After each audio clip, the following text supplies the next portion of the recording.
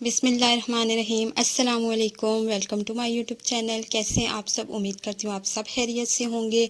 आज मैं आपके लिए बहुत ज़बरदस्त सी रेसिपी लेके आई हूँ। बिस्किट की रेसिपी है। आटे और बेसन से हम ऐसे बिस्किट बनाएंगे जो आप अगर बेकरी से लेने जाएंगे तो आपको बेकरी से भी ऐसे मज़ेदार, टेस्टी और हेल्दी बिस्किट आपको नहीं मिलेंगे। बहुत ज़बरदस्त सी रेसिपी है। ऐसी रेसिपी है जो हम घर की चीज़ों से, मैंने कोई भी ऐसी चीज़ नहीं है जो मैंने एक्स्ट्रा बाहर से मंगवाई हो। उसके लिए स्पेशल मैंने घर में मौजूद चीज़ों से इनको बनाया है और बहुत सस्ते में बन जाते हैं। बच्चों के लिए, बड़ों के लिए, सबके लिए हेल्दी भी हैं क्योंकि हमने इसको मैदे से नहीं बनाया बल्कि हमने इनको हेल्दी रखते हुए आटे से बनाया और आटे में हमने डाला है बेसन। आटे और बेसन के ये जो बिस्किट हैं आप खाएंगे तो आप बोलेंगे कि वाह क्या बिस्किट हैं। तो एक दफ़ा ज़रूर इसको ट्राई कीजिएगा। यहाँ पे अब मैं स्टार्ट करती हूँ अपनी रेसिपी को। सबसे पहले हम लेंगे आटा। आटा मैंने लिया यहाँ पे पौना कप, 1 कप से थोड़ा सा कम मैंने लिया। उसके बाद जाएगा इसमें बेसन। बेसन मैंने यहाँ पे यूज़ किया 1/4 कप। तो अगर आपके पास ये मेजरिंग कप ना हो तो आपके घर जो कप होते हैं, चाय के कप होते हैं, आप उनको यूज़ करते हुए भी मेजरिंग कर सकते हैं। उसके बाद इसमें जाएगा नमक। नमक जाएगा 1 चुटकी। नमक इसलिए ज़रूरी है क्यों मीठी चीज़ें जो होती हैं वो बहुत ज़्यादा नहीं खाई जाती, उनको उनके मीठे को बैलेंस करने के लिए, ताकि हमें बहुत ज़्यादा मीठा ना लगे जब हम उनको खाएं, तो इस वजह से नमक डाला जाता है। नमक डालने के बाद यहाँ पे हम इसको कर लेंगे स्ट्रेन, यानी कि हम इनको छान लेंगे। छानना बहुत ज़रूरी है बेकिंग में स्पेशली। अगर आप चीज़ों को छान के यूज़ नहीं करेंगे तो आपकी बेकिंग सारी ख़राब हो सकती है। बेकिंग में छानना बहुत ही ज़रूरी है। वैसे भी हमें हर चीज़ को छान के यूज़ करना चाहिए क्योंकि जो भी एक्स्ट्रा चीज़ें या कोई भी इस तरह की कोई कीड़ा मकोड़ा होता है तो वो निकल जाता है। आजकल तो गर्मी का मौसम है और इस तरह के जो कीड़े मकोड़े होते हैं वो आटे में और बेसन वगैरह में मौजूद होते हैं। तो आपने लाजमी बेसन को और आटे को छान लेना है। यहाँ पे जो एक्स्ट्रा बच गया है स्ट्रेनर में वो मैं साइड पे कर दूंगी। तो ये चीज़ हम साइड पे कर देते हैं। हमारा बेसन और आटा जो है वो अच्छे से छन चुका है। इनको मिक्स कर लेना है आपने। छानने का एक और फ़ायदा ये होता है कि जब हम बेकिंग करते हैं तो उसमें जब छानते हैं तो उसमें एयर होती है, हवा आ जाती है, जिसकी वजह से हमारी जो चीज़ होती है जो हमने बनाना होता है वो फूलती है। चाहे हम केक बना रहे हों, चाहे हम बिस्किट बना रहे हों, उनके फूलने की वजह ये भी होती है कि आपने अच्छे से चीज़ों को छाना होता है। तो इसको मिक्स कर लिया हमने।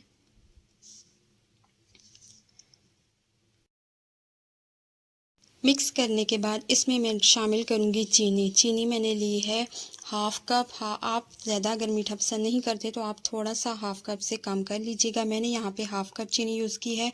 मैंने इसको एक दफ़ा बिल्कुल पाउडर बना के इसको छलनी में छान लिया था, लेकिन मैं दूसरी दफ़ा दोबारा इसको छान रही हूँ। और मैं क्यों छान रही हूँ वो मैं आपको बताती हूँ कि जब ये यहाँ पे मैंने दोबारा इसको छाना है तो इसमें से फिर भी कुछ चीनी के ज़रात थे जो छलनी में रह गए थे।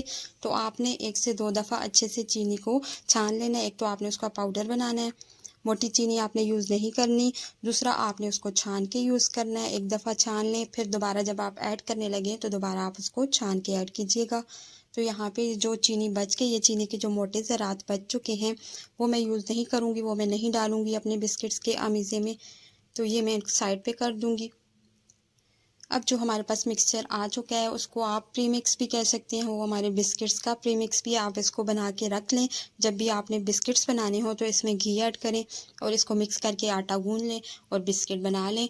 और अगर आप टाइम का बहुत ज़्यादा शॉर्ट है आपके पास तो आप इस तरह से बना के रख सकते हैं। और जब भी आपने बिस्किट बनाने हो तो आपको ईज़िली बिस्किट बनाने में कोई भी डिफ़िकल्टी नहीं होगी। तो यहाँ पर हमने ये अपना प्री मिक्स जो है बिस्किट्स का वो मिक्स कर लिया।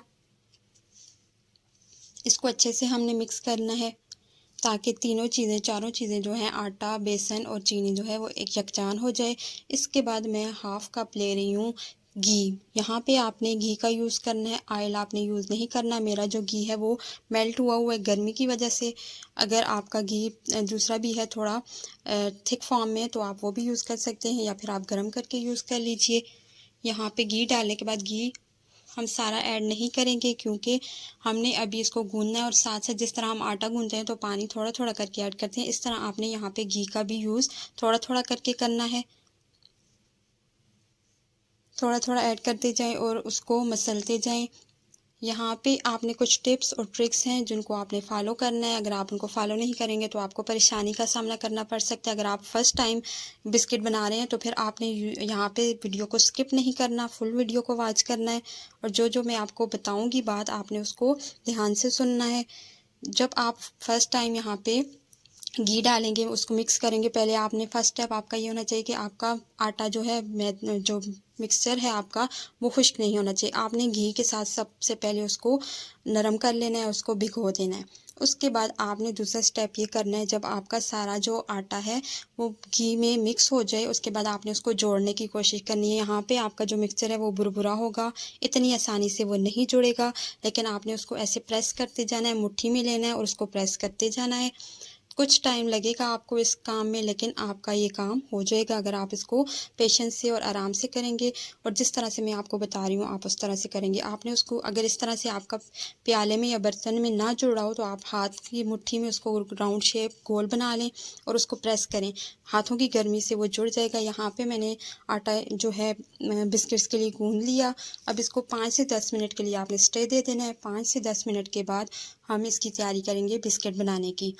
इसके लिए बेकिंग एक ट्रे ले लें, कोई भी आपके पास पतीले का ढक्कन हो आप वो भी यूज़ कर सकते हैं। उसको ग्रीस कर लेना है, पहले हमने थोड़ा सा घी लगा के उसको सारी तरफ फैला लेंगे। इसके बाद मैं यहाँ पे बेकिंग पेपर यूज़ कर रही हूँ। आपके पास अगर ये बटर पेपर भी इसको बोलते हैं, अगर ये ना हो तो आप ये इसकी जगह मैदा छिड़क दें। जो भी बर्तन जो भी आप मोल्ड यूज़ करें उसके ऊपर आप थोड़ा सा ऑयल लगा के उसको मैदा छिड़क दें, तब भी आपके बिस्किट उसके साथ चिपकेंगे नहीं। और अगर आपके पास ये पेपर हो बटर पेपर तो आप ये भी यूज़ कर सकते हैं। इससे इजीली हमारे बिस्किट जो हैं उतर जाएंगे, चिपकेंगे नहीं। ट्रे हमने रेडी कर दी। अब हम बिस्किट बनाने की तरफ आते हैं। बिस्किट बनाने के लिए के सेम एक जैसे बिस्किट बने उसके लिए मैंने यहाँ पे 1 टेबलस्पून जो हम मेरे पास थी वो मैंने ले ली। उसमें पहले हम डालेंगे अपना बिस्किट का मिक्सचर, इसको भर लेंगे। इसको फुल करने के बाद हम इसमें से ये मिक्सचर निकालेंगे और थोड़ा सा आप हथेली पे रख के इसको प्रेस करिएगा और एक गोल सी टिक्की बना लीजिएगा। इसके एजेस जो हैं वो हम सही कर लेंगे हाथों की मदद से। अब यहाँ पे हमने इसको फुल बेलने की ज़रूरत नहीं है, बस जस्ट आपने इसको हाफ ही यहाँ पे रखना है। ये खुद ही फूलेंगे जब ये बेक होंगे। तो कोई भी डिज़ाइन आप अपनी मर्ज़ी के हिसाब से इसके ऊपर बना सकते हैं। नाइफ़ की मदद से यहाँ पे मैं इसको कुछ इस तरह से डिज़ाइनिंग कर रही हूँ। एक बिस्किट हमारा तैयार हो चुका है, इसको हम अपनी ट्रे में रख देंगे।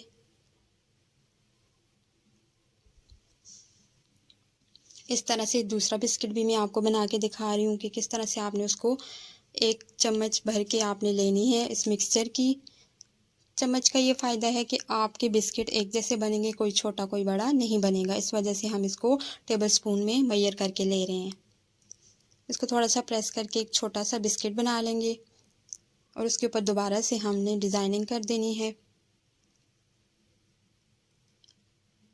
इसी तरह से सारे बिस्किट मैं रेडी कर लूँगी। बिस्किट रेडी करने के बाद आपने उसको रखना इस तरह से कि बीच में आपका थोड़ा सा गैप होना चाहिए। आपने जोड़ के बिस्किट को नहीं रखना क्योंकि जब वो फूलेंगे तो वो फिर जुड़ जाएंगे। आपने बीच में गैप दे के उनको बेकिंग ट्रे में रख देना है। यहाँ पे मैंने रख दिया। इसके ऊपर अगर आपके पास ड्राई फ्रूट हों तो आप लगा दीजिए। मैंने नहीं लगाए क्योंकि फिर मेरे पास नहीं थे और हम तो सस्ते में इनको बना रहे हैं तो हमने ज़्यादा खर्चा नहीं करना। जस्ट हमने इनको बेक करने के लिए रख देना है। बेक करने के लिए आपको सबसे पहले एक पतीला चाहिए जिसको आपने हाई फ्लेम पे गरम कर लेना है। हाई फ्लेम पे ही गरम करना है। 5 से 7 मिनट तक उसको हाई फ्लेम पे गरम करने के बाद बिस्किट रख दें और बिस्किट रखने के बाद 20 से 25 मिनट लो फ्लेम पे, लो टू मीडियम फ्लेम पे आपने बिस्किट्स को बेक कर लेना है। 20 मिनट के बाद मैंने जब चेक किया तो मेरे बिस्किट रेडी थे। मैंने उनको 5 मिनट फ्लेम बंद करके उसी में छोड़ दिया था। उसके बाद मैंने इनको ठंडा कर लिया पंखे के नीचे रखने के बाद और उसके बाद ये अब मैं इनको यहाँ से ट्रे से निकाल रही हूँ। आप चेक कर सकते हैं बिस्किट मेरे अच्छे से पक चुके हैं। जो जो बातें मैंने आपको बताई हैं अगर आप उन पे अमल करेंगे तो आपको भी इस तरह के मज़ेदार खस्ता से बिस्किट रेडी करने में कोई भी मुश्किल दरपेश नहीं आएगी। उम्मीद करती हूँ आपको आज की मेरी ये रेसिपी पसंद आई होगी। और यहाँ पे मैं आपको बिस्किट्स बता रही हूँ कि किस तरह से वो दोनों साइड से पक चुके हैं। नीचे वाली साइड से थोड़ा सा ज़्यादा उनका कलर आ चुका था क्योंकि मैंने उनको ऊपर से कलर देना था, इस वजह से मैंने मैंने उनको थोड़ा सा हाई फ्लेम पे पकाया, इस वजह से यहाँ पे नीचे से थोड़ा सा डार्क कलर है, लेकिन ये जले बिल्कुल भी नहीं है। आप ज़रूर इस रेसिपी को ट्राई कीजिएगा, आपको ये रेसिपी बहुत पसंद आएगी। बच्चों को स्पेशल बना के दीजिए और मैदे से उनको दूर रखिए। उम्मीद करती हूँ आपको मेरी आज की ये रेसिपी पसंद आई होगी। वीडियो पसंद आई हो तो लाइक और शेयर कर दीजिएगा। Thanks for watching.